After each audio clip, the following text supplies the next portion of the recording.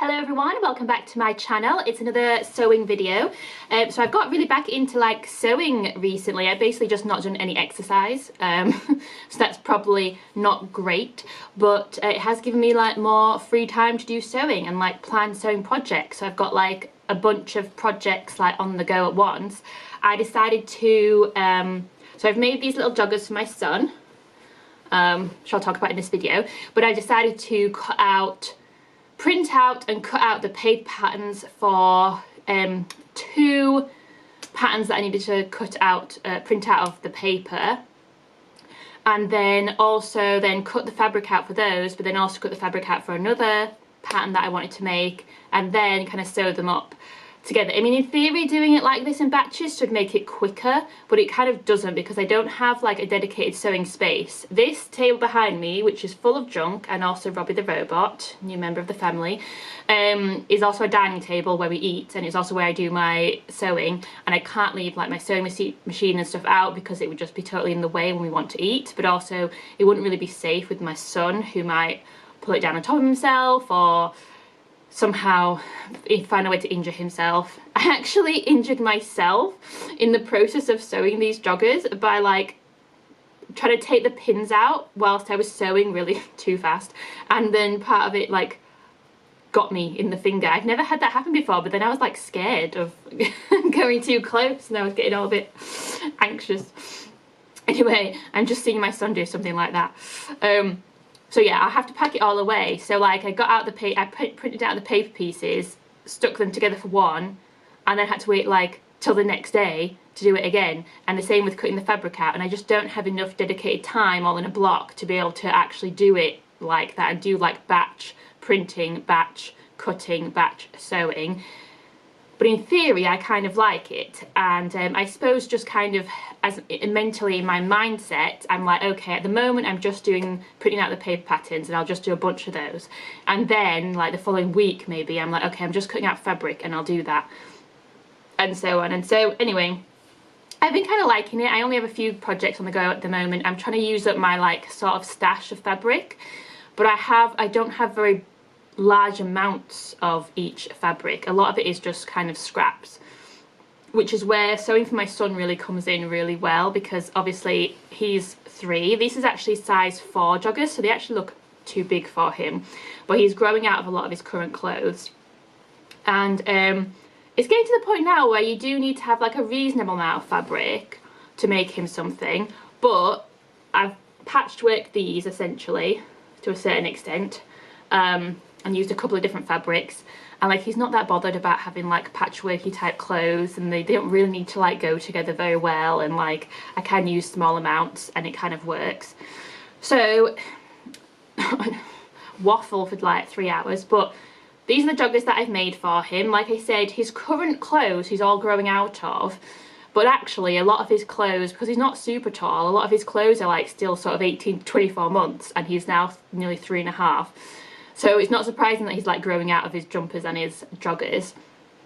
But the jumpers that I made a bunch of jumpers for him last year in size 3 or age 3, they're definitely too small for him. So I had to print out the next size up in the sweater pattern that I like, and make him a bigger one. So I want to make him a few more of those, especially as we're now in like quite a cold snap during winter time. He needs some more like jumpers. So I've already made him one of those, and then I thought, well, I'll do the same for the joggers, so you can have some bottoms as well. But I think these are going to be too big for him because they are like pretty long. He's not that big.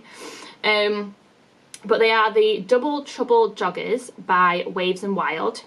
When I bought them, the company was called Made by Jack's Mum, and now it's Waves and Wild, which I say every time is a much better name. But the ones I've got say Made by Jack's Mum, but it's Waves and Wild now. So the pattern has a few different options. So it is designed so that you can do some diagonal colour blocking, so you can cut the legs diagonally and do different colours for each part of the diagonals, which means that you have a front and a back pattern, but they're both split into 2 legs. So you actually have quite a few different pattern pieces, and you have to line them up correctly because on a diagonal, not just like a straight line. Or you can just do a solid colour for the legs, which is what I decided to do because I was planning to do one leg in each fabric. So I've used this really colourful kind of blues and purples textured jersey fabric. It might be a ponte. And then I had, and I don't know where I got this from, but some black kind of corduroy fabric. It's quite stretchy. I didn't have enough of this colour to do the whole thing in just this one colour, so I decided to just embrace it and do one leg in each. I did the waistband in the colourful one. I did one of each of the cuffs in each of the fabrics, and then like alternated them, so the black cuff went on the colourful leg, the colourful cuff went on the black leg. The pockets, I decided to try and save as much of this black fabric as possible, because I only had little scraps of this colourful one left. I thought I may as well just use them all up making the pockets. So both pockets are the like colourful fabric, and then there's like a pocket tape, which I just used some black jersey. I don't know what it is. Again, I think it might be a ponte. It's not super stretchy, but it's quite sort of stable. I don't know where I got this from either. It's just like scraps, but they only need to be about, it's like 13 centimetres by 3.5 centimetres or something. So it's just a little rectangle for each that you fold over and then sew in. And I think it does make it look like quite smart, like finish. I'm quite pleased with how it looks. And also the black peeking out from on this colourful leg looks quite nice. Obviously on the black side you don't see it as much, but then it just contrasts with the colourful pocket. So I think overall I really do like the look of them. I did realise when I made them, or after I made them, that the waistband is supposed to have elastic in, but I just wasn't paying attention enough to the pattern. So it's a PDF, and so I print out the pattern, but then I just have the instructions just as the PDF on my laptop, but I was also watching stuff on my laptop at the same time, and so I kept maximising the screen of what I was watching, which meant that I was covering up the instructions. So not surprisingly, I made a mistake of not putting elastic in. So I'll have to see if that causes a problem. I don't think it will, but like I said, I think they are all over probably a bit too big for him anyway. So they may slide down, but that might just be because we have to wait a bit longer before he actually fits in them. So we'll see. I'm going to see how much too big they are before I make him another pair, because if they are just massive on him, it's a bit silly to just be making age 4 joggers that don't fit him. And so then when they do kind of actually fit him, I'll see if we need elastic. I can probably open up a little bit, maybe in the side seam, and poke the elastic through. It's only a little waist, so it's not quite as painful as doing it in like a big person's waist. Other than that, everything went fine. I will say that like my insides are super messy, but he's not going to care. Everything is like structurally sound as much as possible. I did like sort of pinking shear the edges around my pockets, and then I started to do that and I did it all down like one leg, but then when I did it on this leg I didn't have enough seam allowance, and I was worried I was going to cut into the actual stitching, so clearly my seam allowances went a bit awry. And so I only did half a leg pinking sheared on the inside, and then I just left all the other seams. I think that I was sewing too fast. I think I was sewing too fast and the fabric was sliding, and that's why my seam allowances went a bit askew, or like got smaller and smaller.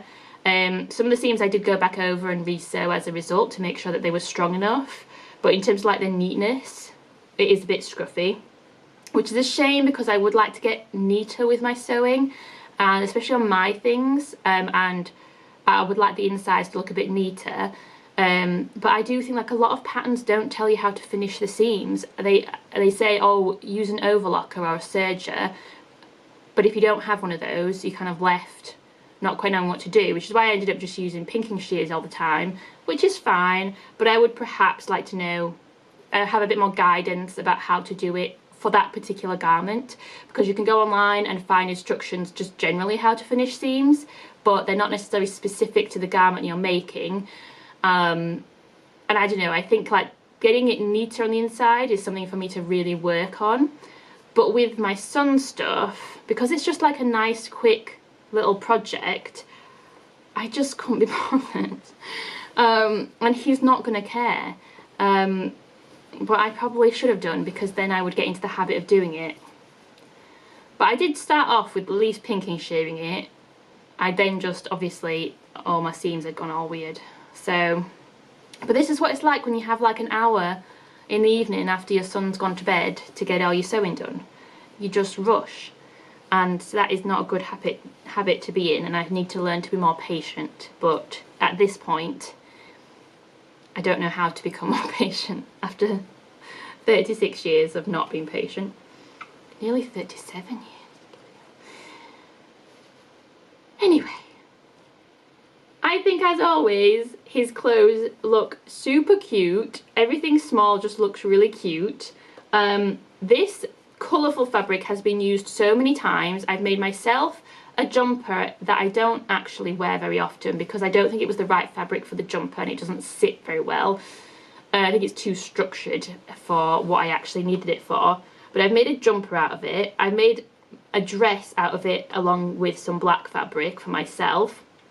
I've made my son a jumper and now 2 pairs of trousers. I mean, how much of this fabric did I buy? I must in the past, before I had a child, I've just spent so much money on fabric and just ended up with way more every time than I needed. And I always looked at the guidance and the pattern as to how much fabric to buy, and I still always ended up coming away with more than I needed. Now that I have a son, at least I have someone who can make like small things for, and I do have a niece and nephew as well. It's just a bit harder to sew for them because I don't necessarily know what they like, what size they wear, what colour the fabric should be, and yeah, it's a little bit harder.